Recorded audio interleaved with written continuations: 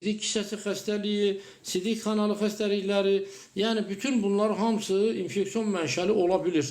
Və bunu da yenə dediyim kimi, insanlar əlaqədə olur, heç bir narahatçılıq olmur.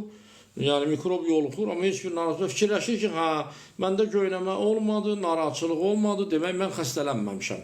Və özünü yoxlatmır, əksər hallarda başqa bir bədbəxtçilik də olur. Bu adamlar gedib öz həyat yoldaşları ilə olurlar, onu da yoluxdururlar. Və məsələ daha da böyüyür. Bəzən nə edirlər? Bir qismdə insanlar nə edir? Özündə müayinə olunur, görür ki, mikrobu var, gedir müalicə alır. Ya aptekdə, ya bir tanış həkimdə, ya bir tanış nəsə bir orta tibb işçisindən məsləhətləşir. Nə için? Ondan bir antibiotik deyir. Bu antibiotiki içəndə bu mikrob ölmür. O bir müddət gizlənir. Və biraz əlamətlər keçir və o yenə mənə xəstə deyir ki, həkim biraz hiss elədim ki, narahatçılıq var, tez getdim aptekə. Aptekçi mənə yaxşı dərman verdi, yəni antibiotik içdim və hər şey keçdi. Demək, mən sağaldım. Deyirəm, yox qardaş, bu sağalma əlaməti deyil. Sadəcə olaraq həmən mikrobun bir hissəsi qırılır, məhv olur. Bir hissəsi gizlənir, keçir gizli rejimə. Yəni insan orqanizmi tərəfindən, orqanizmi müdafiə qüvvələri tərəfindən tapıla bilmir.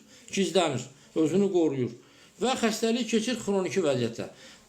Mikrob yenə öz fəaliyyətini göstərir, yenə insanı məhv edir. Amma bunu insan orqanizmi artıq duymur. İnsan bunu duymur, ancaq o zaman hər şey məlum olur ki, insana ciddi ziyan dəyib, ciddi problemlər var, ağır prostatit var, prostat vəzidə ciddi problemlər var. Yəni, belə məsələlər meydana çıxır. Kişi sonsuzluğu var.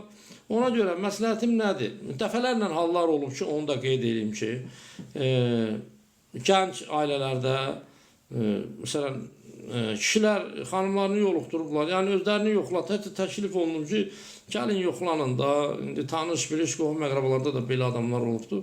Təklif olunur ki, gəlin yoxlanın da, sizin kənar əlaqələriniz oldu. Deyirlər ki, yox, bizdə heç bir problem yoxdur, hər şey yaxşıdır, narahatçılığımız yoxdur, hər şey əladır. Amma ailə qurandan sonra düşüşlər olur, şişət uşaqlar doğulur, və yaxud ümumiyyətlə sonsuzluq olur, hamiləlik alınmır.